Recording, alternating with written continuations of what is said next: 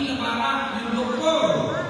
Yung doktor, doon po kayo sa mistiso, maputi ang bala sa mga senior citizen.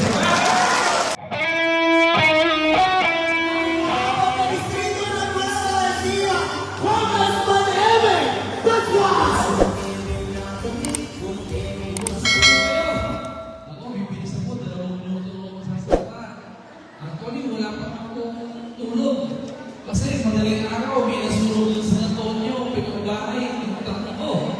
Kumusta na po kayo, mga senior citizen natin? Ayos ka. Abay, ang bilis ng panahon. Yung iba, 2016. Ngayon, 2025, siyam na taon na pala tayo na naghaharap-harap. Siyam na taon na ang nakalilipas. Magmula nung naramdaman ng mga senior citizen na pinahalagahan sila ng mga namumuno dito sa Luzon, Tagapan. Kaya si Mayor Joy, nagyayaw na sa akin. Ikaw, Kuya Erin, 700 lang. Ako, 3,000. Eh, di sige. Aminado ko. Talagang minahal niya senior citizen. Pero, tanungin ko naman kayo, yung pinalitan ko, magkano binibigay sa inyo? Wala! Hindi ba? Wala! Oh, wala! Tapos ngayon, ano gusto nila mangyari? Ano po ninyo? Napakahalaga ng laban na to sa darating na Mayo 12. Hindi lang po yung ating lungsod na nakataya dito, pati ang mga senior citizen. Alam niyo ba ang gusto nilang mangyari? Tatanggalin ang pondo sa senior citizen na 3,000 bawat isa sa inyo, ilalagay daw po sa Chinelas Festival. Ibabalik doon. Payag ba kayo doon? Yung Chinelas, naalala nyo, yung sinaki ng truck, lalagay ng bulaklak ipaparada, may mosiko. Ginagawang patron, ginagawang pon.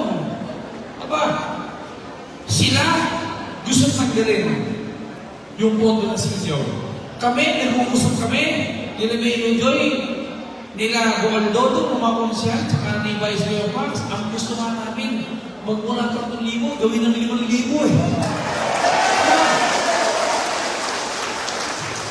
Ano malay nyo? Kapag kako, umandal na yung solar, na pinakamalaking solar sa mundo, madaming mas dadali na sa senior yan. Sabi nga namin, makadulot na ako, 7,000 kay senior eh. Diba? Alam nyo, kaya po kami, masyado pakiusap namin, straight po dapat yung sponsor. Ispuan todo, lalo na po, yung umumuno sa Sanggunian sa Vice Mayor Max Pascual. Ha? Yung labanan po ngayon, tingnan nyo ha, diba, lumalaban na, lumalaban Vice Mayor, yung tinalo ni Mayor Joy nung nakaraan. Lumalaban Vice Mayor yun. Kukontrahin ang mga programa ni Mayor Joy. Pagkatapos po, tatanggalin ang budget para sa mga senior, dadalhin sa Chinelas Festival. Ito naman po, papangako namin sa inyo, pangako ito. Hindi mangyayari yan. Ipaglalaban namin ang para sa mga senior citizen. Mahal namin kayo! Kami mahal!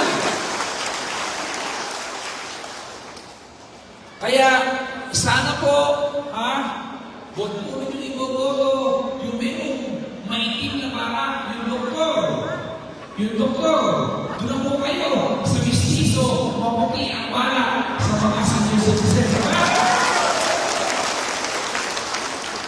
Aanin yung doktor na yan. Pag nagpa-check kayo, sigil lang sigil sa inyo. Pag dinala kayo ng doktor na sa ospital, sisigil kayo sa ospital. So, mas manili naman ng tagabayan. Sa akin lang kayo, kahit hindi mo doktor. Mas sa akin namin kayo. Si Joy, hindi naman doktor. Ako na siya tinapos eh. Naisip ko yung ospital. Para sa may ospital na yun. Yung ospital po na yun, para sa inyo, number 1, mga senior citizen. Pangalawa, sa pamilya nyo, kailangan po, pag nakaramdam kayo ng hindi magandang pairamdam, lalo na ganyan mainit ang panahon, tapugan sa ospital. Ba't hindi nyo magawa ngayon? Paano? Kailangan nyo ng pang-deposito, di ba? Mag-aaral na ba yung mga anak nyo? Mangungutang pa kayo. Samantala yung hospital na sinasabi nila, hindi ko, kaya ko lang kayo na 3 buwan na lang tapos na yan. Pag yan po, nag-operate na. Pag may nahihingi sa inyo, punta kayo, hindi nyo na lang pang-deposito. Nahihingi pa na kayo, magpakumpay na kayo. Para kumaliw kayo na.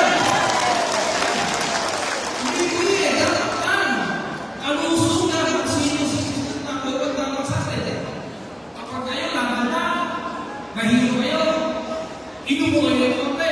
Sabi si doktor, ay susubo ko na rin. Hindi ko Basta, ang mahalaga po, huwag yung maramdaman yung pagiging mahirap. Paano mo maramdaman yung pagiging mahirap? Huwag na yung pagkain. Yung pagkain, mag-isa-isa. Makakain kayo sa channel, hindi ko kayo Pero parang maramdaman natin yung pagiging mahirap, yung meron tayo, may sakit na hindi natin makikita. Ano ang pagkakain na mahirap sa kailangan? Iisa na tayo ng Diyos. Yun ang gusto natin babuhin. Meron tayo magandang mga hospital. At yung sinasabi nila na kahit doon may hospital na kasi sabi nila hindi magagawa hospital. Nagawa. O ngayon sinasabi nila hindi daw po natin kaya i-operate. Paano isa na linggo lang magsara na? Kasi daw po, mahal ang doktor, mahal ang gamot, mahal ang sweldo ng nurse, mahal ang kuryente, imposibleng i-operate. Hindi daw po kaya. Isa po ang sasabihin ko sa inyo bago ko matapos. Ha? Basta, lahat kayo, libre, problema na namin ang pangbayad sa ospital. At sila, mapatay sila sa inggit! Diba? Oh. At bago po ako matapos, kayo po mga magulang namin na mga senior citizen, kung yun ang isipin nyo nilalaban, pamilya Pascal ba? O yung pamilya nila natin pinatayon? O yung PPP? Ang isipin nyo na lang po, yung kinabukasan ng inyong mga apo na nag-aaral, yung kinabukasan po, yung mga magsasakang kamag-aaral natin, tricycle driver, at yun po na ibibigay ng pribileyo sa mga senior citizen. Kapag inisip nyo yan, sigurado, isip, tinibibig ko ang inyong gobo. At gusto ko po ipaalala sa inyo po lahat, na yung pera na hawak ng pamilya na yan, yung sila na namukulan. Sigura sa kakaiya, tsaka si Dr. Lagi, nalulunod ng totoo. Mag-isa sir, wala pong pinagkaiba yung perang hawak nila sa perang hawak ng Mayor. Ang tanong ko, pareho-pareho, walang pinagkaiba. Naramdaman nyo ba mga senior citizen yung pera kung ginawa kanila? Meron basta binigay ng pribilehiyo sa inyo? Kayo bang mga senior citizen, pinansin ng pamilya ng doktora kahit minsan? Kinumusta man lang pa kayo kung ano ang kailangan nyo? Ala po, tapos ngayon, babalik sila. Nako, Joy, sa senior citizen, zero yung mga kalaban natin na yan.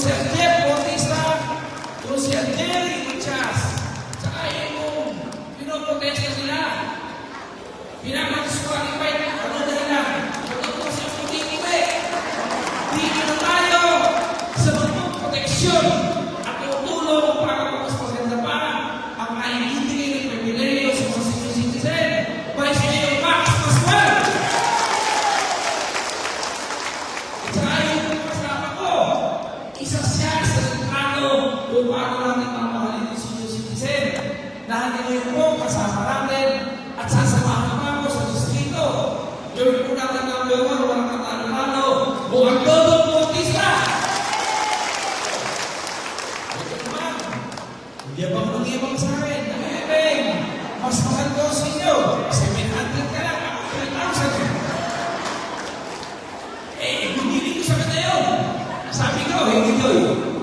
Ikaw ang susunod na mayor.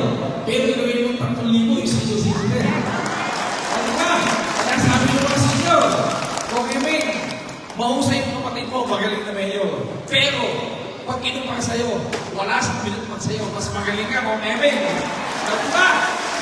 Kaya, pagsagaan nyo na po, yung nagmahal ng todo sa senior citizen, yung walang katalo-talo, at patuloy yung namamahalin ng senior citizen, Mayor Joy Pascual! Ito, ang tinitin po kami ngayon sa inyong mga kapag.